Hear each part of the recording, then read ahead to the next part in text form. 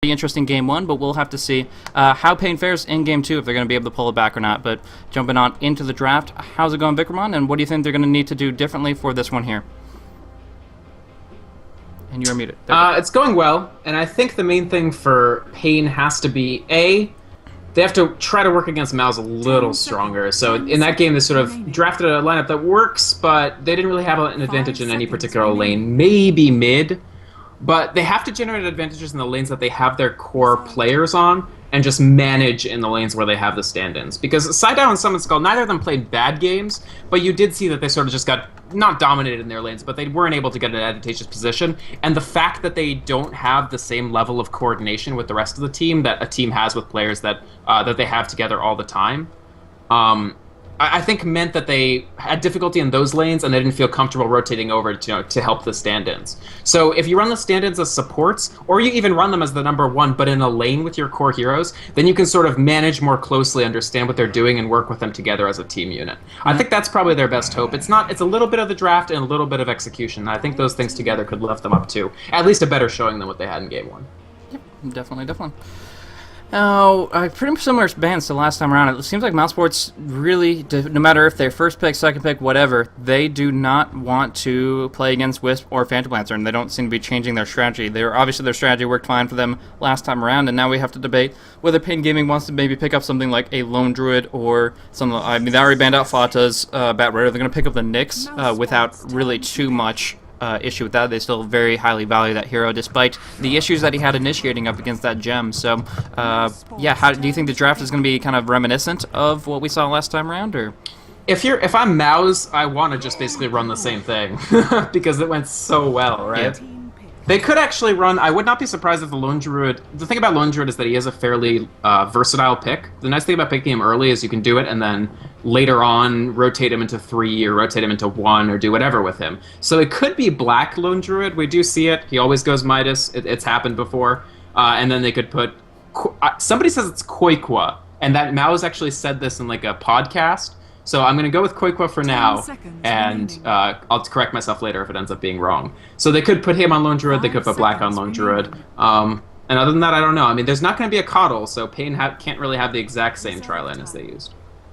Yeah, I mean, a couple of different things have changed quite a bit. As far as their mid pickup option, if they don't rotate the Lone Druid in that regard, I'm curious to see what Fata is going to be looking for now that that Bat Rider has been taken out. The Gyrocopter is still in play, and that's one thing that they just still love to pick up in multiple different roles. But yeah, I think that they're going to be worried a little bit about Nyx Assassin versus Gyrocopter because of the nice by Carapace with that incidental damage, and now the paiN Gaming does look like to be going an AoE lineup. They don't go for the Magnus, though, even though that was available. They go for the Darkseer, the Queen of paiN, and Mousesports is going to pick up the Magnus for themselves. So it's going to be pretty interesting here. Magnus versus Queen of paiN, I gotta say, is another one of those unfavorable matchups, but it's just kind of what they're going to have to be looking towards, since it seems to be the Nyx Assassin going to be relegated to a support role, which is one of his more powerful roles. I mean, he doesn't rely so much on just stomping and domination. He doesn't have to get an amazing early game. He just applies good pressure where he's going to be able to maneuver on around.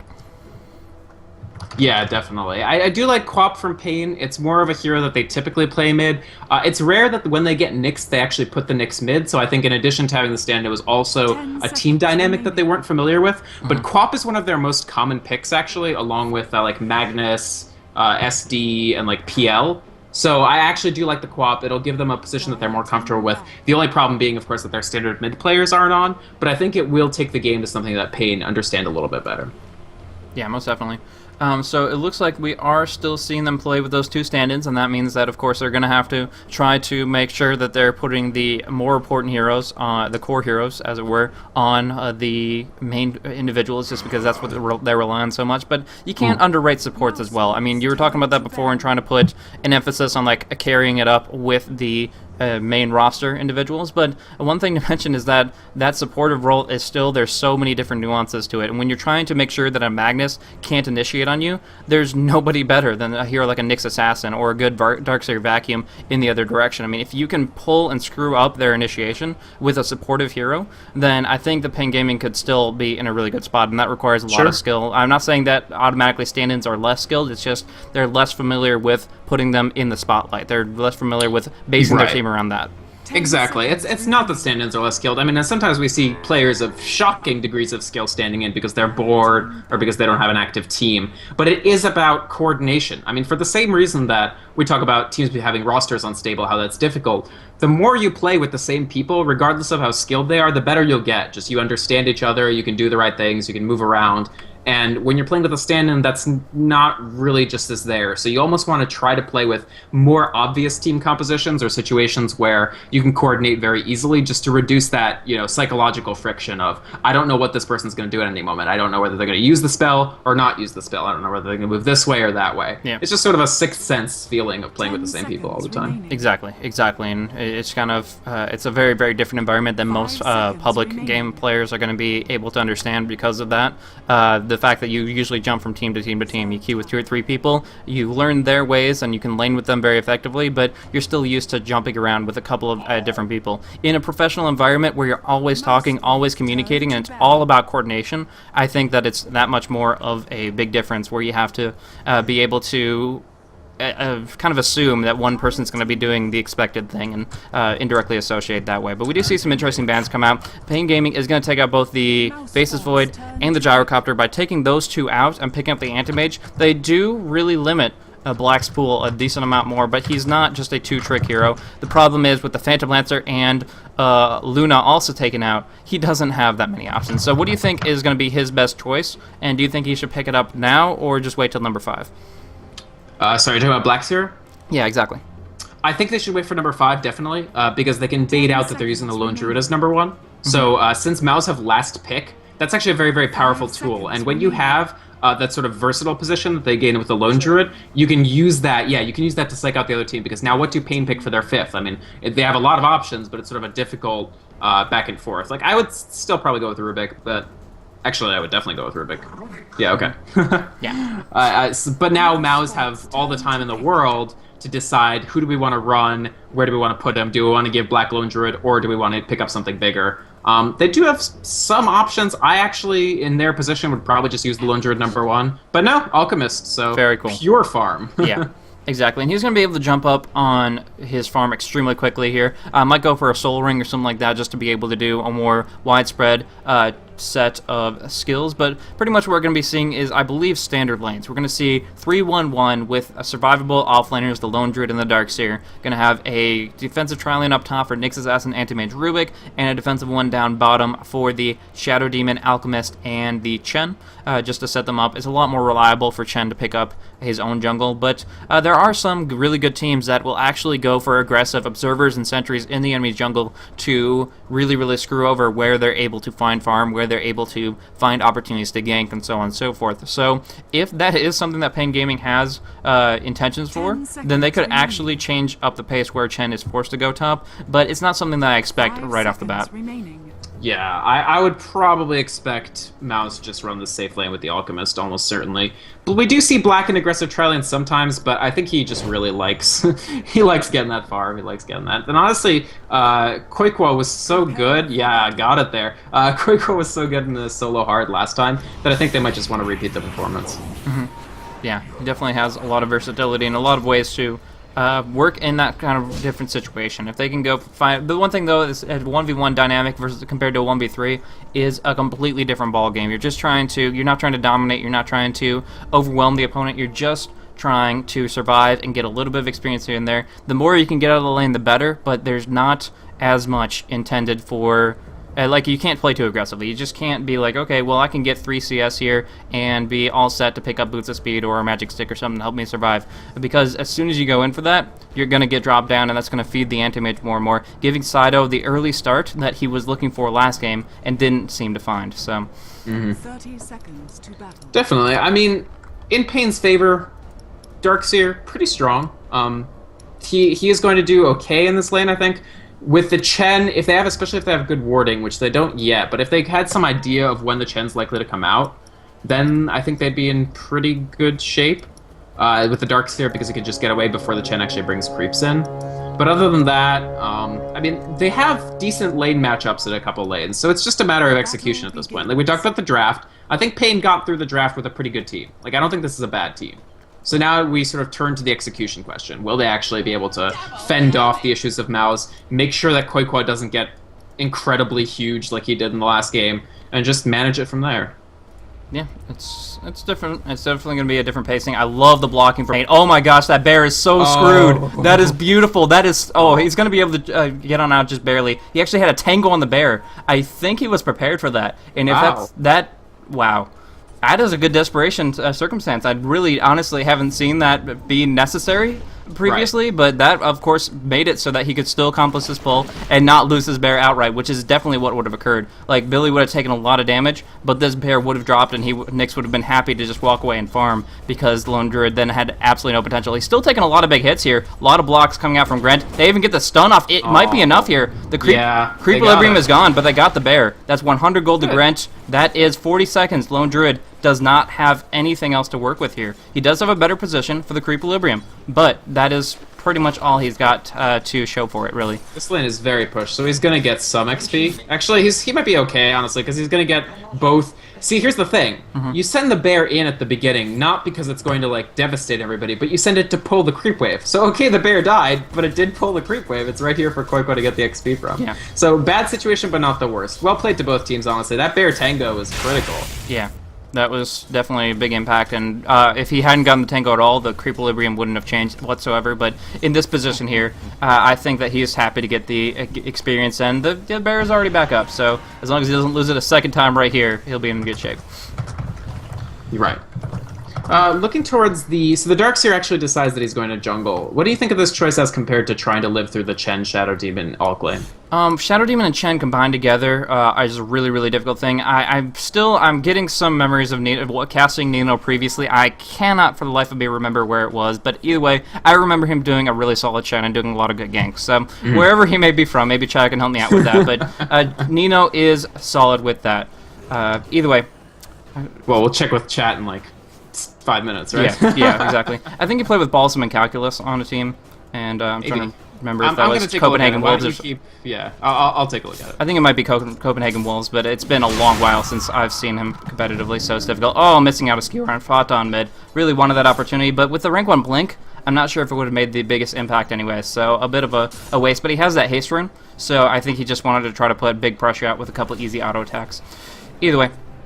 So we do see him, anyways, you were asking about that survivability of the Darkseer, and with a disruption to set up those Chen creeps, even if you don't get a Lucky Troll Warlord, even if you just have a Centaur or a Hellbear, you're going to be able to dish out a lot of damage to the Darkseer, and most likely be able to at least drop out half his life, and you do, of course, do that twice, and that's suddenly a First Blood. So he doesn't want to risk that in that position. He wants at least level 3 or 4 to work with, and he's finding that here safely. Slowly, but stably. Ah, he was on DD. DD, okay. Dota. There we go. All right. My mind is resolved now. He was on DD. He played in some D2L games and such. Okay. That definitely rings much more of a bell than what I was thinking of, so that works out. Looks like this haste rune will make sure that Fata can control the next rune. He pretty much has it at that 30 seconds prior, which means he can go in top rune, bottom rune, and even a rank 1 blink won't be enough for someone's skull to be able to acquire it. So he's actually going to have to guess the rune, which, I mean, obviously is going to rely a little bit more on RNG than anything else. But setting that up, I think Fata's going to be really, really great shape if he can get this 4-minute rune spawn. We'll definitely have to keep an eye on that. Now, what's the farm situation like? It looks like AM is doing pretty well so far, but the thing is, Black has gone the super greedy Alchemist build. He has 3 ranks of Grievel's Greed at... actually, yeah, it's literally and figuratively greedy, because of course he has an ability that's actually called Greed, and Black is going to max it first. Yeah, exactly, and that means that every single last hit matters that much more. He's stacking that up nicely, so this, like, next last hit, you'll see he gets a nice... Okay, well, if he misses the last hit on screen, then that's not going to help too much, but he's finding opportunities to get that little extra farm. He gets a 17 gold boost from that last hit, and that adds up quickly. Look at his GPM. Oh, yeah. 420. He's maxing that, and he's in a great spot to move in towards phase boots, towards an early Shadow Blade, and play maybe a little bit more gank oriented than the traditional black carry. But either way, awesome to get a gold early on him, and he's going to be able to maximize that pretty quick. Yeah, I'm actually surprised that we don't see Black on Alchemist more, because it is right up his alley in terms of getting a ton of gold and then just going for the throat. Because, I mean, when he plays Lifestealer, and his Lifestealer is incredible, he doesn't play it like super passively. He's in there and getting hype and trying to kill people. And Alchemist, back in the day when he was played as sort of just a pure, like, let's get Radiance or something type carry, that wasn't really his style. But I think now that he does the Shadowblade type play, it's exactly the kind of hero Black likes. Farmy, but also really, really dangerous. Yeah. Now, he did put a couple points in Concoction instead of going for the Acid Spray, which is, Acid Spray is definitely going to be more effective for farming creeps, but I think that was kind of preemptive in case Darkseer did try to transition on down, because adding in that extra long duration stun, speaking of, he's going to be able to drop it off on a Soul Catcher Rubik. This is going to be terrible for Grench. He is probably going to die here. There's just too much damage coming out, a couple easy right clicks, and yeah, he's dead. Alex actually taking it with a Soul Catcher Dispel, so... Wow. That catcher unstable concoction, the thing people don't think about summon concoction is it's got a lot of damage. It's ridiculous. Like 360 at max rank, and that can be AoE if you get a perfect hit of it. Yeah, it's like almost like a Beastmaster roar. You just have a decent amount of delay on it, and I mean it's that main skill, so no problem there. So them getting the first blood on the Rubik means that he wasn't able to support up top. Means Lone Druid is able to get a little bit more breathing room to get some experience, and now we see he's not at the bottom of the barrel. He's sitting at 176, which is just shy of what Darkseer's been able to acquire himself. So Darkseer's a very, very fast jungler. It works out nicely, but keeping this tower fully alive, whereas Black's been able to drop down the one on bottom down to 500 some odd HP, and getting the first blood down on bottom, obviously giving Mouse Sports the early lead in this game. And looks like Armlet on Black, so he is literally going to play his Alk like he plays Lifestealer, it looks like. Okay. I don't know how close to done he is, but it is getting there. I mean, he's got the helm already. It's that or... No, it's that. I mean, Dominator's pretty good later in the game, but as early, he already gets plenty of HP regen from that ultimate, so not a big deal. I think it's almost certainly going to actually be the Armlet, which is interesting. We don't commonly say it on Alk, but it's not like it's that bad. I mean, it's chocked to the brim with all sorts of nice little stat bonuses. Yeah, when you already have a ton of attack speed to work with by reducing your base attack time, you're going to be able to benefit from that bonus damage a lot more substantially. So the active itself gives 25 strength, but on top of that, a decent chunk of damage and attack speed. So those things apply together and make for some really, really quick kills, especially if you can follow it up with some drop downs. And we do see, now, as far as levels go, we do see Magnus topping out alongside the Alchemist, but Queen of paiN is not doing too bad, and we haven't really talked about this Anti-Mage. He's been pretty much freely farming, sitting at 43 CS. Sure, he doesn't have Greed to back it up, but Tranquils and Ring of Health, he can't be delaned, and he's going to be able to find much more opportunities since he does have this very, very supportive Nyx Assassin nearby at all times. Right, for sure. I mean, it's a good situation for Anti-Mage, and they have been able to... The main thing is that they've been able to rotate the supports, as you mentioned, which is fantastic for them. Oh, but down the bottom... downside is... Yeah, that is one dead. Yeah. Rubik, no problem at all. Shadow Demon picking up again, so Alex going to get a ton of gold. What is this TP? Pada coming on in. He's rank 3 Iron Shield. They actually go for a Test of Fate to pull Black out. They assumed that there would be good follow-up retaliation, and I honestly... That saved him. Are you... I mean, like, he could have tanked a lot of that damage, I believe. I don't know.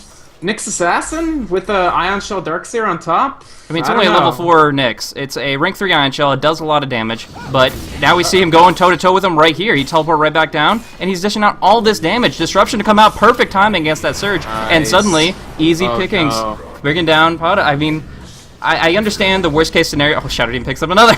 But anyways, I understand the worst-case scenario of there were like 3 TPs simultaneously. The Darkseer just started off, and then maybe a rotation of Queen of paiN. That would have been bad, and of course they're great to respond to that by pulling him out with the Test of Faith and the good rotation. But in reality, it was a Nyx and a level 4 Nyx, a level 5 Darkseer, and they had 3 heroes with all of their abilities up essentially. So even in their poor situation, I understand why they fell back, but from our perspective, we could definitely see that they could have easily taken that fight.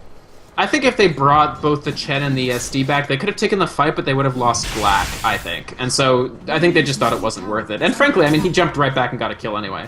The other big Black play that I wanted to talk about was... Big Black's actually a really good band from the 80s, but Shadow Demon disrupts his target for stun, so he is not going to land the stun. So what he does is he sits on top of the disruption so that when the stun expires, it still probably hits the guy, which I love, because it AoEs around Alk if it misses. Yeah. And then just being in a good position for path blocks and so on and so forth always adds up those little extra things to make sure things are happening. Now they are doing so very well. I mean, looking at the levels, we do actually see down bottom he needed that Hand of God to stay up against the progression from paiN. She popped off her ulti, but with that unstable concoction hitting too, they cannot follow it up. So yeah, Summon Skull came on down. They got the telekinesis, the slow, and the ulti going off. I presume a scream as well. But either way, Summon Skull committing everything and having the Chen available. That's the coordination that they were able to come out with by just communicating with Nino very, very actively, and that's good for a stand-in to be able to support his team that way. So, getting the Hand of God out, helping out. It was actually a 200 HP heal, and I think Al came out with like 270, so might not have been 100% necessary, but it certainly helped. Sure, and if he hadn't AoE'd the concoction, sure. If it hadn't hit both, he would have needed the Hand of God, definitely. No, Nino's definitely been playing a good game. He played well in the previous game, and just as well this game, honestly. Really good stand-in equity from that. Most definitely. And now we do see Magnus is having issues moving in towards that Blink Dagger. I'm not exactly sure why. I mean, I mentioned that Queen of paiN is a little bit more difficult to go up against, but he had some good rune control. Oh, that would be interesting. I don't know. That's about it. I think he was going for, it seemed impossible, but it almost seemed, is there still a bug possible where you can exploit skewer? Yeah, test of faith skewer. Does that still work? Yeah, I'm pretty sure it does. But of course Summon Skull not going to be able to fall for that. Either way, they're just playing their cards. They're just trying to see what they can lay down on the table and try to dish out. Either way, Magnus needs to get a heal, and he needs to find a little bit more farm, because really the farm density is all about Black right now. Everybody on their team is under 3k, and then Black jumps up over 6k. It's just pretty amazing what he's been able to get on out of that. But he goes, instead of finishing up that armlet, goes for the Shadow Blade, and just is going to pursue with that. And I think that means that the Helmet Fire and Will is just going to be casual until he finishes a Dominator much later. Like, he'll just pick that up maybe 35 minutes in. We do see big damage. RP onto Summon Skull, and with the creeps to follow up. I mean, they had 2 ensnares, they had a Centaur Clap, they didn't need anything. They were ready for that. Test of Faith, I think, had a decent roll as well. True. But even if it had been a poor roll, they would have gotten that kill. Good use of the RP, frankly. I think it was smart. Get that Quap down, because here's the thing. Black is doing great, but as you mentioned, the rest of their core is not that great. Fata isn't that close to Blink, honestly, and Koikwa has not had the dominant game that he had in Game 1. Not even nearly as dominant. Which is good for paiN, because it means, they don't have that double threat to deal with. If they can figure out a way to deal with Black, they're in okay shape.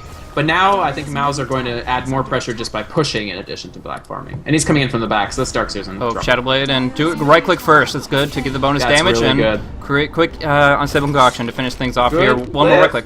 Oh. Now, Surge is a little bit too much of cast time. Nice action for Summon Skull, though, finishing off the Shadow Demon quickly. Now he will be in pursuit of Black, but with the Shadow Blade up, he's going to at best be able to walk away. But the concoction comes out. Is he going back in? Yeah, he was fogged out though. He didn't know the Queen of paiN immediately retreated. He was hoping for an opportunity. Either way, he has that ulti up shortly to be able to help him out of that situation. However, there is a pretty bad spot for the Chen. He's able to walk away because he has so many creeps as aid. But generally speaking, 1 versus 3, Chen doesn't fare so well. Yeah, I don't know about that from paiN. I think they could easily have killed the Chen. They knew Ulk wasn't there, and It's nerves, man.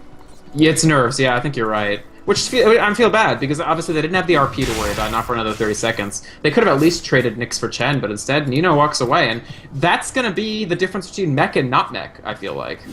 Well, maybe not. He probably still would have gotten the mech. But still, this is a pretty rich Chen. Mech at 13 minutes, 201. Like, he's feeling good. Yeah.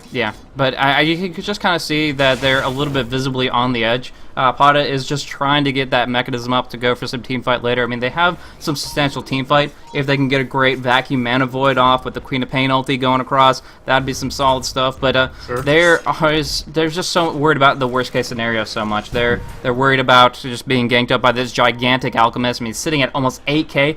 Literally, I said this like 2 minutes ago. He was at 6k. Now he's jumped up to 8, and it's just ridiculous because this is only 14 minutes in. His GPM is outrageous, and he can just keep this up completely throughout the entire game. I mean, they're not even getting big towers and kills and stuff, but either way, pretty much their plan of action is as soon as Saidao picks up that Battle Fury, they want to start putting pressure out hardcore. They want to make sure they're rotating actively to respond to him, but also putting out pressure of their own volition up against the enemy towers. We do see Nino smoked up here behind the tower. TPs do come on in, though. They're kind of ready for this. A little bit of Shadow Poison for Vision, but will they be able to actually get this flank kill off? There is too many creeps coming on in. Too much Vision coming on out. Nino has those trolls, starts off with an snare. They want to go on Grant here, but do they have the follow-up? Queen of paiN forcing Chen back, and it looks like the Impale will fly on out. Now the Chen creeps, I believe they have 0 cooldowns left, so now they have to pretty much just fall back from here. The creeps are the initiation. Now we do have Fata with a haste rune, looking for a big RP, and oh my gosh, this is going to be big. Oh, the vacuum,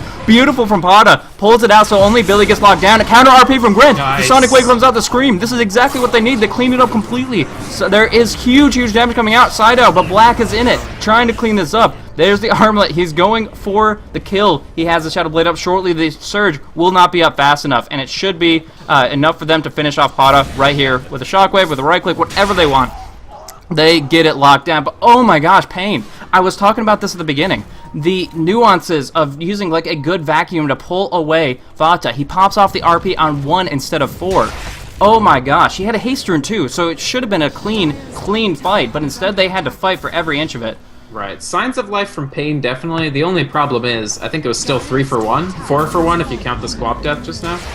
I mean, Grint playing a great game on Rubik, honestly. That was a good steal right there. He's been getting some really great telekinesis as well. Telekinesis, what's wrong with me? Telekinesoids, let's say. And he's gonna, actually, they're gonna get a kill on Black, so really good steal on the concoction too, frankly. Yeah, he almost Shadow Blade on out, but with the damage over time effect on him, he had to toggle Armlet, and of course that broke his Impez. Fata in a pretty bad spot, taking a lot of damage from Soul Catcher, but has that wall, using the vacuum to start things off. Side out wants to pursue. The bear is the only thing stopping him, and he is slowed down, but not entangled. Gonna do some damage onto Quokova, but it's looking like everybody's just ready to fall back. Charging up the Unstable Concoction, but a skewer kill is enough for Fata to clean up on the Nyx. And from here, they can push on the tower. Quokova has Battle Cry up in a moment. Gonna die. Okay, yeah, too over-aggressive there. Just too far in.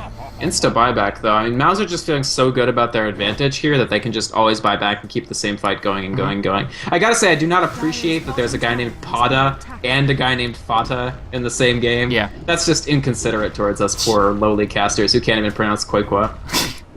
And probably never will. I'll probably, like, if Mouz wins this, I'll just interview them and be like, what the heck? Because obviously typing it out's not working for us, but either way. Black taking down tier 2 tower on bottom. That's very, very effective for them to keep it moving, keep it rolling, and I think that taking this kind of map control is something that they are willing to... Oh, Entangle proc first hit. Not gonna... I mean, he's gonna take some hits from Anti-Mage. But anyways, as I was saying, I think that this is gonna limit the farming of Sidedown, because he is not going to be feeling nearly as safe. They don't have those permanent wards up on the lane, so they have less and less area that they are fully comfortable with, and that means that he's going to have to be very precise in where he split pushes, where he moves in aggressively, and that cannot always be the best way to work things out. With the push down from Alchemist on bottom, which is something you don't see very often, and this continuous action up top from the Lone Druid, I feel that this is going to be very short period of time before... Why is he doing that? Okay. It's RSRS Dodo. Black. Yeah, exactly. He's gonna freak me out for like the next 10 minutes on that one. But, it's a good animation though, I like this. yeah, it's cool. It's fun to do, but still. Oh, there's He's music gonna again. misclick it and end up on the rune spot. Yeah. Like he's just gonna skewer himself up here. Where they have wards and all that, yeah. Yep. I guess the music's just gonna keep doing that for a while, but oh well. It's RSRS music. The music is getting hype for his skewer as well. Yeah. So we do see Neo coming on in, Hellbear, and a Dark Scroll Summoner, as well as a Satyr, just to round things out nicely. We do also have Black, ready to rock and roll, 3k gold in the bank, maybe picking up nothing big at the moment, but he probably has some big plans. Armlet going to be on the Bear once again. That was very effective last time around, and I'm sure this will be nice, but we do see Unstable Concoction on 2 right here. Big RP to follow it up. They are completely dead. No chance whatsoever. And Pada, all his only hope is just to try to run, but the skewer and the disruption just to make sure it's not going to be an option. Nice vacuum, nice wall, but with this mechanism, they're going to be able to walk out. Hand of God and mech, and Alex is back to full. Oh my gosh, Black is like fighting 1,000... I think he's having just goofing around right now. BM. He's BMing, honestly. He could move, he just doesn't want to. He's just like, you see this guy in like a brawl, like a bar fight or something. He's just like, come on, come at me. But anyways, yeah. Exactly. This is Jersey Shore Dota or something. I don't even know. He could have died, honestly. That was a little excessively BM IMO. But he's gonna go in mid and quap. Nope. Long range concoction. Charging. I hope you're watching this. It's up in the air. Yeah, it's pretty funny, but. Boom! It connects. Should have done 1,000,000 damage. Either way, on mid, they do get a pickup on the Chen, finding an opportunity on Alex as well. Quick right clicks should finish the job. Yeah, no problem at all. And that is going to be putting a couple points on the board for paiN, but you got to see mouz is just like thinking this is their game, 100%. They feel that they're in the controlling position. I can't exactly blame them, but also you have to worry about that kind of overconfidence thing. If they start just assuming that they are in a control of a position, and then they're right next to the enemy's tier 3 up against 5, those kind of things are going to keep happening, and that gives paiN a window of opportunity. I mean, here's the thing, and this is why I think mouz feels so confident partially. AM and Alk are similar in some ways in that they're both carries that farm very quickly, but their 6-item versions are not actually, like, they're not as good as some other hard carries. So I think mouz probably feel like not only are paiN incredibly behind, but even if they were to drag themselves back in and get the AM that much farm, it's not like he's that compelling relative to the Alchemist. He's good, he'll do a lot, but our Alchemist is going to be just as good, and he's going to hit 6 items faster.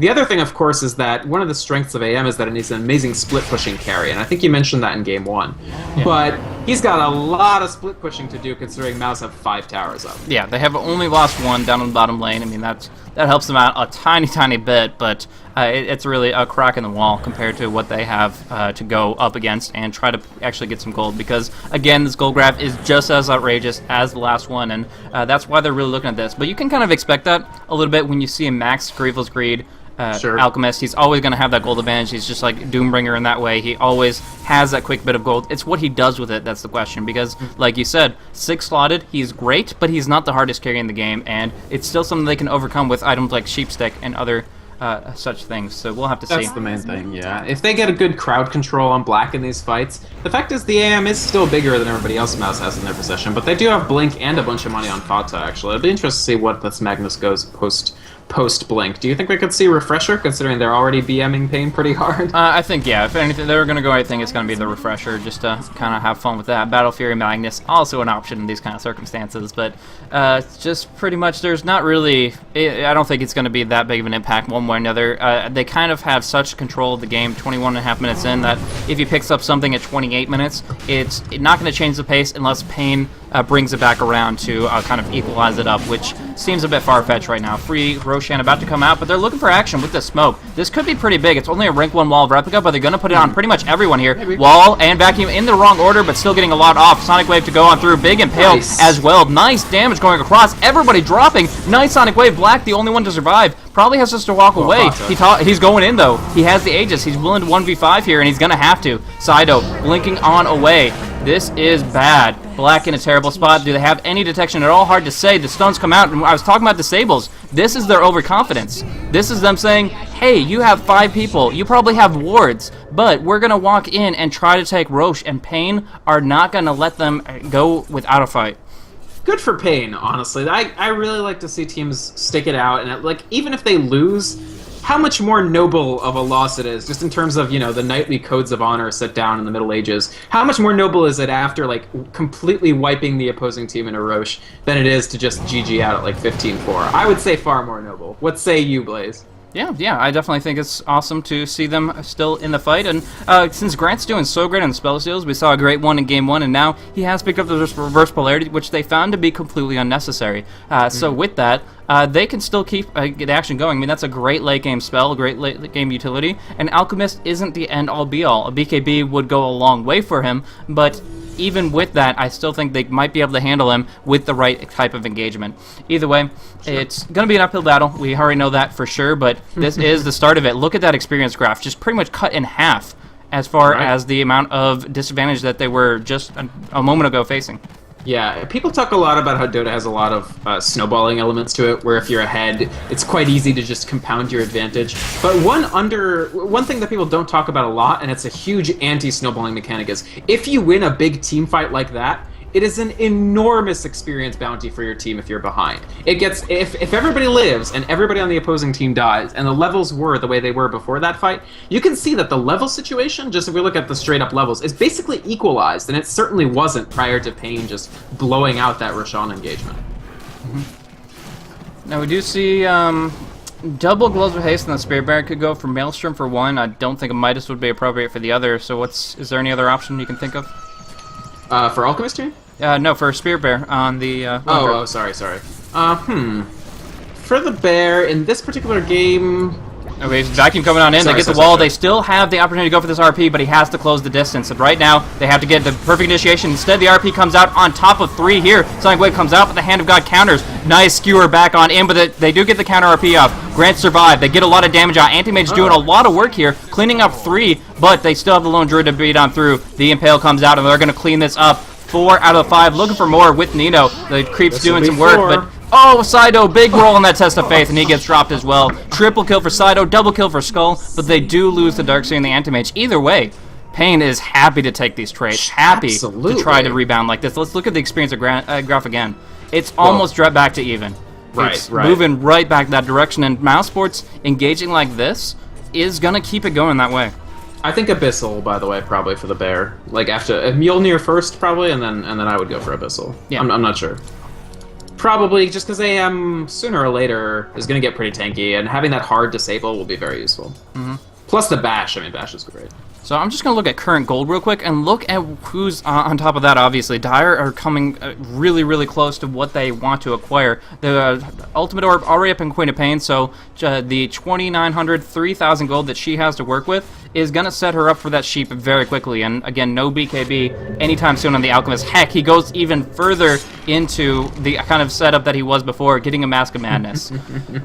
Uh-oh, actually, Quap doesn't have mana for Blink. No mana for Blink. She could Tread Swap it, but no doesn't have the reflexes for it. And with this Mask of Madness, that's just ridiculous. That is 0.25 seconds per attack. That is 4 attacks a second. And, yeah. That was difficult to watch. The moment he didn't get the Tread Swap Blink, you kind of had to be like, He's got Empower, too. Got to keep that in mind. That is crazy.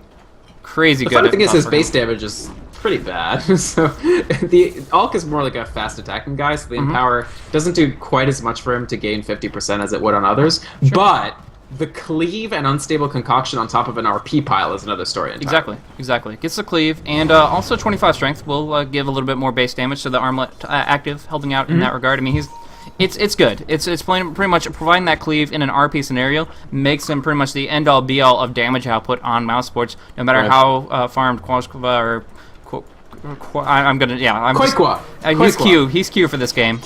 We'll figure it out later, but for now, we do see, we were talking about Abyssal Blade on the Lone Druid Bear. I think that'd be the perfect item for Alchemist. He has tons of attack speed now. We saw that very, very clearly in that last engage. I think if he just goes for hard damage from that Sacred Relic into Abyssal, there's really, the only thing, of course, is BKB. I talked about that before. With Queen of Pain, about to finish up her Scythe, that is going to be a necessity as well. So Abyssal Blade and BKB are going to be the 2 different things, and that's all based on how Fada's initiations turn out. If he gives up an RP, then they're going to need something that will keep Alchemist fighting without being disabled beyond that. So I'm not sure, but...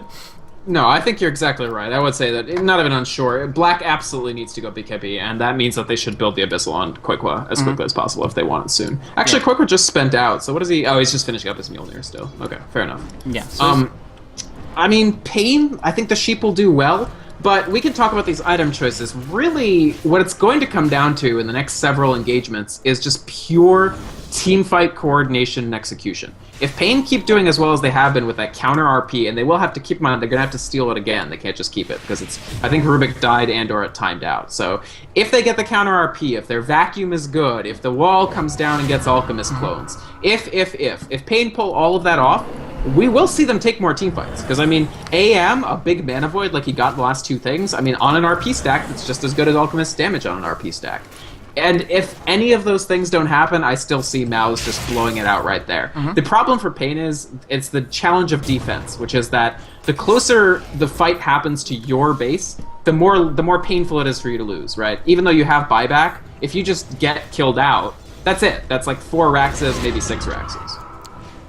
Yeah, exactly. One thing to mention, though, there is the Blink Dagger up on Grant, and that makes it so much more probable to actually get that RP, not only to get the RP, but to use it. Actually, couldn't steal the Chemical Rage right now. I actually haven't seen that animation on him, so that'd be cool to watch. But beyond that, it's not much. It's not as impressive. It's just purple. Gosh.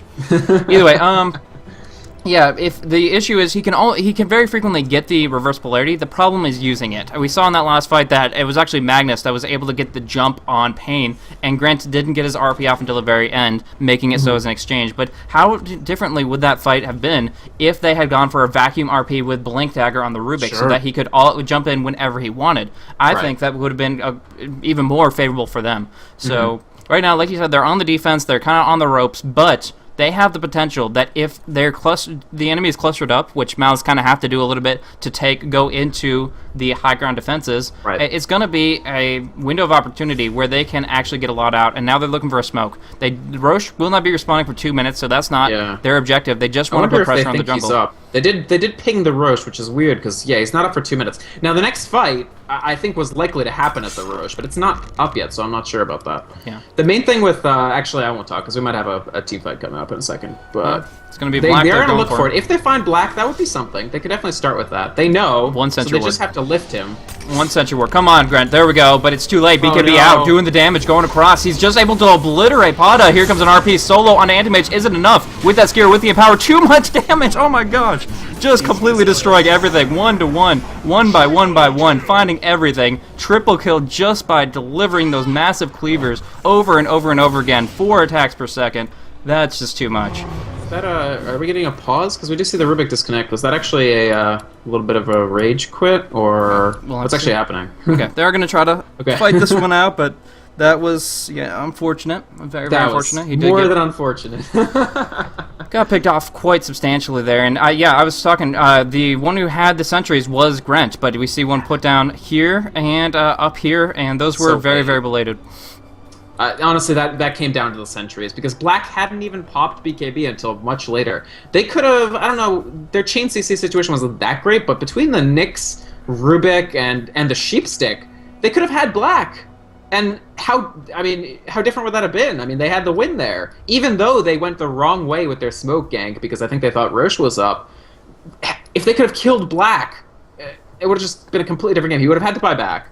He has buyback, but by the time he came back, they could well have won the fight already. And so, I mean, I don't know. What's their buyback situation? Nothing on Rubik, nothing on AM, and they do have it on Darkseer, but I don't think it's worth buying back with no AM or Rubik, so it's Rax's. I mean, tough situation for paiN, because they played it back, and I mean, honestly, they can still walk out of this game with their head held high, because they stayed in it, and they made it a game. I mean, mouz got to the point where they were straight up BMing. I mean, they were playing RSRS Dodo on Fata, sitting inside of the wall to just get some punching practice on Alchemist, and then paiN showed them, like, you know, you don't take us seriously at your peril. There's a reason why they qualified. There's a reason why they're a team in this tournament. Like, they're not bad. They can beat you. And so they came back.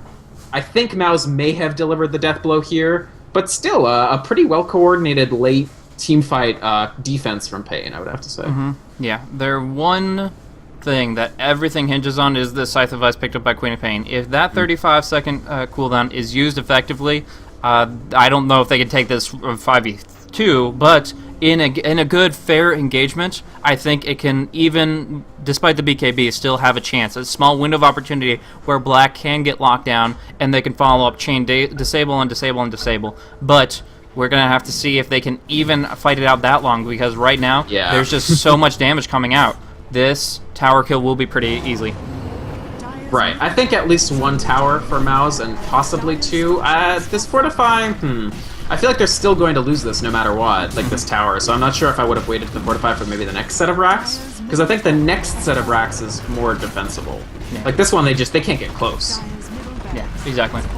So that's going to drop extremely quickly. Actually, looking for top, no problem at all there. With the damage from the bear, it's dropping so very, very quickly. No fortification, as you mentioned, but I mean, in this situation, it's always going to be, it's going to delay that 5 seconds one way or another. Now they have the vacuum sonic wave coming on through, trying to pick off the support, but nice hand of God now coming out. Black does get sheeped up. This is what I'm talking about. Can they get disabled though? They ignore him, and instead he's going to run rampant. Too much damage coming out. Queen of Pain, nice stun from the telekinesis, dropping back on down, but they are just on the run here. Buyback from the Darkseer. He doesn't have wall for 15 seconds. They've taken what they wanted. They've taken the top racks. Here comes that Shadow Blade on out, and I think this might... No, Vacuum keeping them in. They want to try to go for at least a pickoff. Goes for the Impale in a second. Too late. Shadow Demon already out of the action. And now the Queen of paiN and the Anti-Mage are both on the run. They're like blinking out just to try to survive. Now that they're on open field, they can't stand up against this. And Alchemist with that ulti right back on up. Shadowblade, BKB, Mask of Madness wants to go for something. Finds out Billy.